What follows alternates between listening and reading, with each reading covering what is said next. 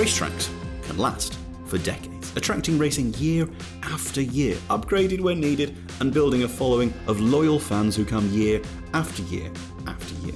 But some, well, the ravages of economy and time defeat them, and they fall by the wayside of history.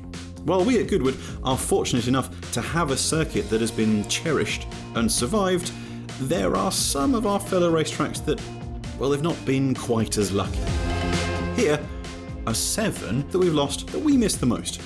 And if you do enjoy this video, don't forget to give it a like and subscribe to the channel to see more of what we do. And now let's talk about our first one, in France.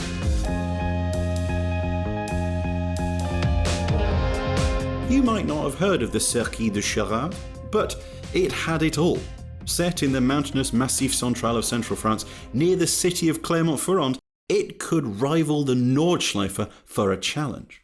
The full circuit was also 8 kilometres long and still packed in so many corners that the longest straight was only around 600 metres. That, along with the mountainside setting, meant Charade was once labelled as, quote, twistier and faster than the ring. Yes, really. Just imagine someone creating a circuit like it today. One that was so twisty and had so many elevation changes that it quite literally gave Jochen Rindt motion sickness. So wide was this problem that several drivers eventually went back to wearing open-faced helmets at Charade just to try and counteract its effects. But even so, it was adored by drivers. Stirling Moss declared after his first race there that, quote, "I don't know a more wonderful track than Charade." Sadly, its biggest advantage would also lead to its downfall. It wasn't just high in the mountains, it was pretty much carved from volcanic rock. Tiny, sharp stones would regularly shower the tarmac, and one even ended the career of future Red Bull boss Helmut Marko when it pierced his helmet and blinded him in one eye. There was also very little room for runoff in the mountains, and as safety standards began to, well, exist, Charade fell out of favour. There is still a circuit there, but it is a 2.4-mile shadow of its former self. Yes, Silverstone is dead. Long live Silverstone. There are many out there who are fans of the new version of Silverstone. Even I must admit, I'm not averse to the sweeping fast corners from Woodcote, through Maggots, Beckett's and Chapel and then to Stowe. But, you see, it's just not what Silverstone was. The old version was... well, it was just better. And by old, we don't mean the one that was used from 1990 onwards. Even that was a neutered version of what had gone before. Yes, it brought us Bridge Corner, and the S's at Beckett's arrived at that point, but the rest of the circuit was shorn of much of its character. The old Silverstone was the fastest circuit in Formula One, a daunting speed bowl that made Monza and its chicanes seem like a bit of a trundle. Copse is perhaps the only one of its 4 fearsome corners that has some of its character retained, but Stowe, Club and Woodcote were all grip at the steering wheel until your knuckles are white fast back in the day. Woodcote today is just a slight kink in a Formula 1 car, but with a slightly wider radius than Stowe and Club, it was, before a chicane arrived, the fastest corner in Formula 1. Today's circuit has its moments.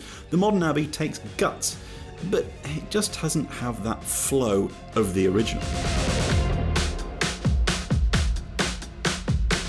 So popular is stopping off at the old pit lane of Reims on a European road trip that local authorities have actually banned the practice in order to try and keep the roads clear. While most will head to the city nearby to sample the local delicacy, petrolheads just want to take pictures of the relic of a bygone era. The circuit of Reims Go was a very high-speed blast through the Champagne countryside. It was simple. 2.2-kilometre straights, a couple of hairpins and a flowing twisty bit between them. It remained the home of the French Grand Prix for many years and hosted slipstream battles not seen in F1 these days, with the likes of Clark, Hill and co drafting past each other as they fought for superiority. The straight nature of the old Reims circuit meant that average race speeds were known to hit 200 kilometres an hour. But as motorsport moved towards using safer, more permanent facilities, the roads around Reims fell out of favour. Now, it's just the old monolithic grandstands and the vivid pit buildings that stand as a monument to what came before, standing out as an odd reminder of what used to happen on an otherwise incredibly unremarkable piece of road. The circuit that the fearsome Targa Florio used for the majority of its life is called the Circuito Piccolo della Modoni. In English, that is the small circuit of the Modoni. Indeed, as big as the Targa Florio's Sicily covering course may have been, it was just a sliver of the massive course that toured pretty much the entirety of Sicily originally. But it was still big enough that the whole race only took in 14 laps, as the track was a full 45 miles long. You might think, sure, that's fine for a big rally, but for many years in the middle of the 20th century, the Targa Florio was actually a key part of the World Sports Car Championship. The Piccolo course had over 800 corners in each lap, making a trip around the Nordschleife feel like a simple effort. That meant learning it was nigh on impossible, especially in the days before the idea of a simulator had even arrived in science fiction. And if you did want to learn it in any way, that meant heading out in traffic on open public roads. Now, you might be thinking there were some specialised, nimble little cars racing around this course, and you would be entirely wrong. Since the event continued into the 1970s, that meant Porsche appeared there with the 908, and Alfa Romeo even sent the stunning 33 TT12 out to race. Oh, and the course didn't just wind through quiet island countryside. These ultra high-tech for the time machines sliced right through sleepy Sicilian villages. It must have been truly astonishing for the locals.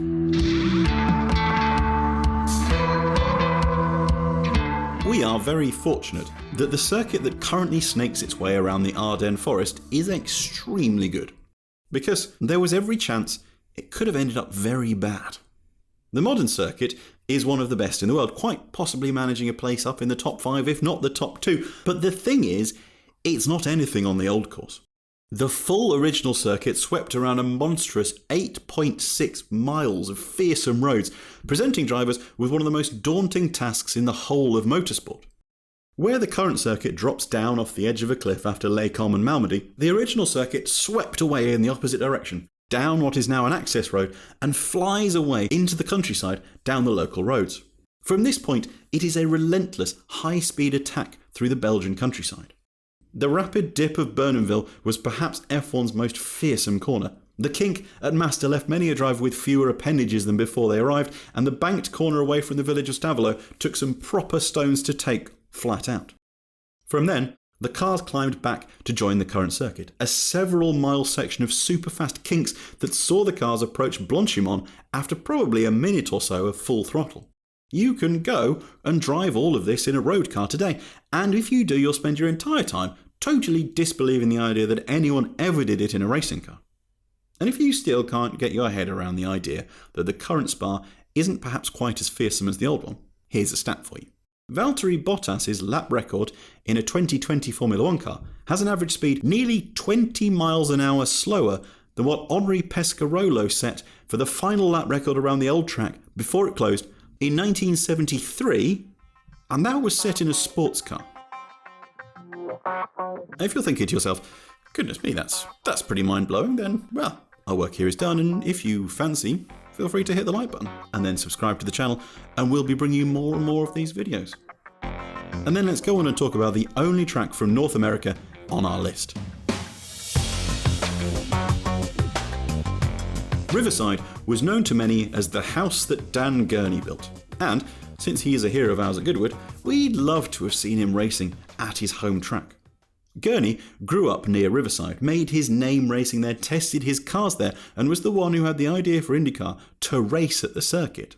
But for us at GRNR, it's the footage of Can-Am machines sliding their way through this ribbon of Californian desert tarmac that has us hooked. The circuit climbed and dipped through a series of high-risk twisting turns, plunging around a proper roller coaster of triple hairpins before freeing all the V8 might that can be harnessed down a massive 1.1 mile straight. It was as spectacular as it was dangerous. Many of the biggest braking zones were downhill, instantly catching out the unsuspecting racer and separating the future stars from the part-time hopers. Sadly, the creep of local housing constantly left Riverside's future under threat. Firstly, came the noise complaints from nearby houses. Then the rising value of local land brought the hungry eyes of developers. In 1989, the pressure was too much. Riverside closed, and by 1992, it had mostly disappeared under a shopping mall. Come 2003, the rest of its historic tarmac was torn up. On paper, Arvos should be, quite frankly, rubbish. It is literally 2 very long straights and a pair of hairpins. Even its name is almost heroically dull. Arvos is an acronym of Automobil Verkehrs- und Übungsstraße, which is even worse in English when it means Automobile Traffic and Training Road. But what its huge straights created was an automotive arms race for top speed. For Arvos is 5.1 miles long, and a good 95% of those 5 miles is absolutely flat to the floor speed. So, the cars got more power, they got more streamlined, and then the authorities chucked a hand grenade into this absolute fist fight of development by installing a giant 43-degree banked corner to the north hairpin, instantly making Arvos even faster. In 1937, the cars that turned up were monsters. They had super slippery streamlined bodywork and massive engines running evil fuel that at times required gas masks just to pour into the cars. Luigi Fagioli took pole position with an average speed of 174 miles an hour, an average speed. That average speed wasn't beaten at a major race until the 1986 Indianapolis 500, a full 49 years later. The big north banking would earn the nickname the Wall of Death, as the top of its giant span had exactly 0 barriers. So, one single mistake could turn your machine from car into missile. But in the end, that thing that made it famous also brought it down. Those speeds were untenable even in the 1930s, and eventually chicanes were added to slow it down. The circuit was shortened and the banking was dismantled in 1967. All there is now is some motorway. Those are some circuits that we can only look back at the videos of and wish we could have had a go on.